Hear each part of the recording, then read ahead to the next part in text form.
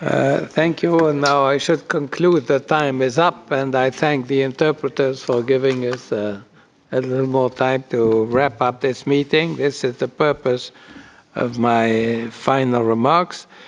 First, to say how much I appreciated the members of the panel that have come from very far away to be present with us and to express to us the wisdom that is drawn from experience at the field level.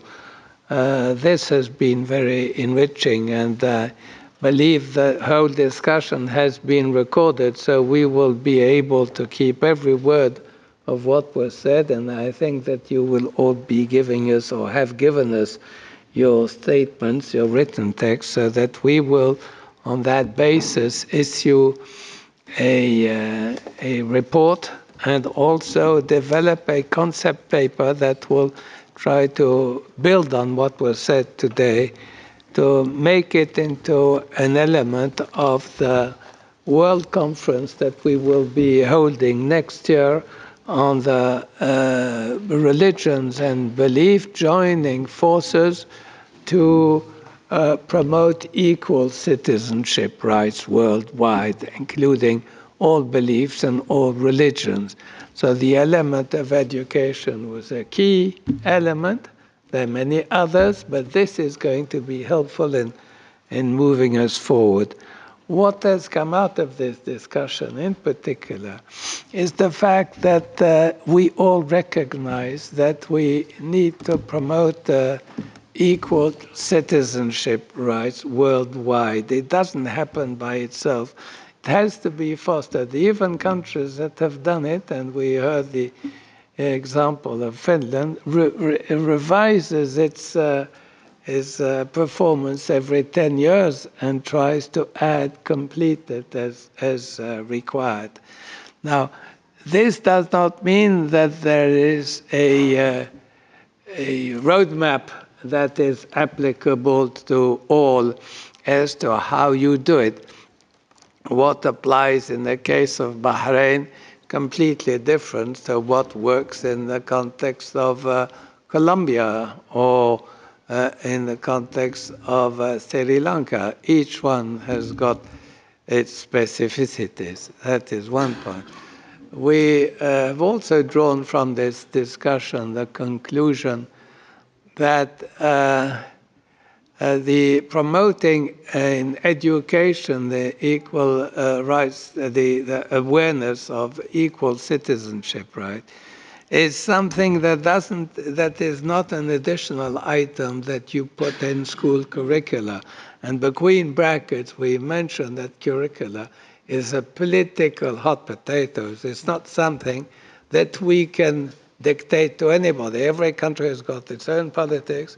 I wish that history were to become not always the history of the victorious and the defeated, but, c'est la vie, takavajizm, as the Russians say. Therefore, the point is, it's not an additional element that you put into curricula.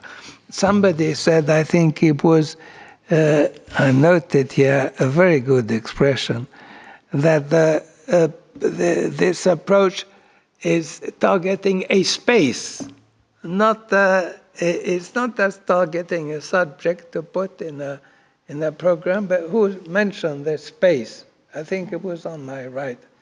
A space that means encompassing children, encompassing the parents, encompassing the teachers, encompassing this whole space. You can't just teach children something at school if their parents are not aware of it, if they hear completely different language in their societies. So how do you make the space conducive to the development of these objectives, this awareness of equal citizenship rights? I saw a beautiful example in Bahrain when I was there with the chairman. They had a competition, and they had teams of four. And the teams of four were competing on a line as to who would get to the other side quicker. But the team before had a ball on their head. And they couldn't hold it with their hands. They just had the ball holding it with their foreheads together. And they realized that to get to the other side of the room and to get there first, you had to keep your heads together. And that was it. We didn't matter whether you were Shia or Sunni. If you want to win, you have to keep your heads together. And I thought that was a lovely example of what equal citizenship rights is about. I think that we mentioned in discussion the question of peaceful coexistence. I'm not overexcited by this notion of peaceful coexistence because I lived through that when I was a young man and a diplomat. Between East and West, we each have our differences, but it's equal. Since we have equal killing capacity, we won't attack the other.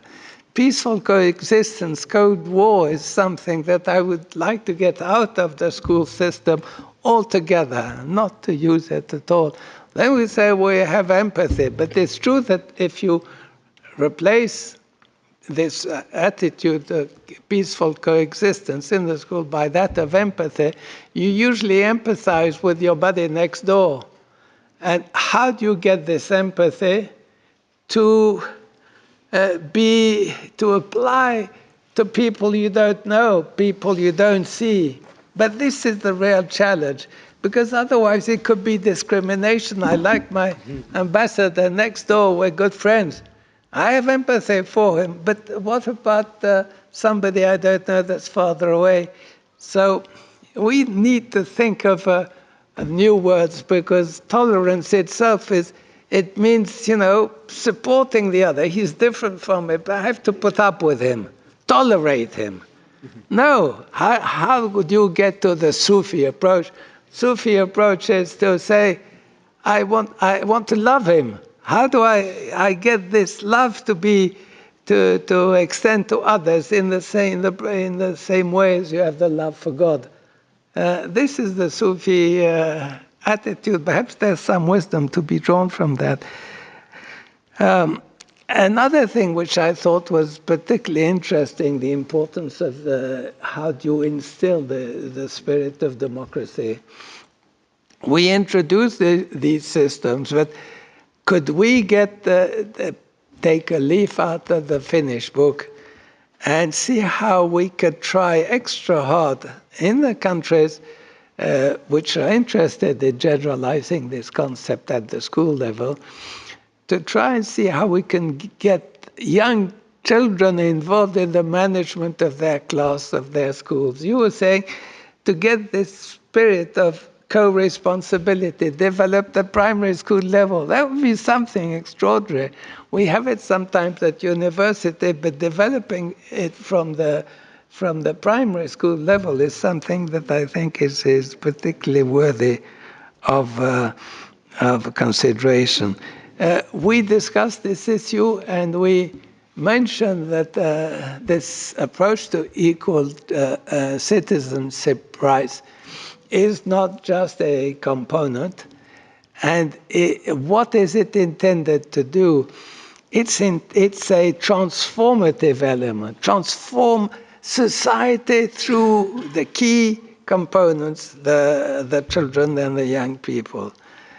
This transformative aspect, I think, is something that needs to be put a lot of emphasis on. And I must say that I thought that what was said about civil rights and civic rights tickled my mind to a great extent, and thank you for saying it. Civil rights, this is what we ask for, what we're entitled to as individuals, what we fight for, what we challenge the government to provide us. Civic rights is how can we establish relations with others that contribute to harmony despite differences, despite the different languages, religions, race, etc. So civic rights and civil rights. Cheers to you. Thank you for this good puzzling of your thinking. So we will work harder on what you've all said. We do realize that this is a transformative endeavor that involves all of us, and that in any event, the discussion we had today is only part of a broader discussion, which encompasses all the different elements in a society that contribute to promote equal citizenship, right? As one of you said, I think it was you at the back on the back row. The reason why we still talk about this hackneyed group called minorities is because there are still cases where states do that individuals don't feel that the state protects them. So when they feel unprotected, they fall back, as I said in my presentation, on sub-identities. And it's by falling back on these sub-identities that they claim things for their group, and then they identify themselves as different from the other group. And that's when the vicious circle starts. And therefore, I think that if we could really make a difference by generalizing, giving more visibility to this concept of equal citizenship rights, we could do a lot to promote social harmony at the international level. I would like to thank you all once again for being with us today.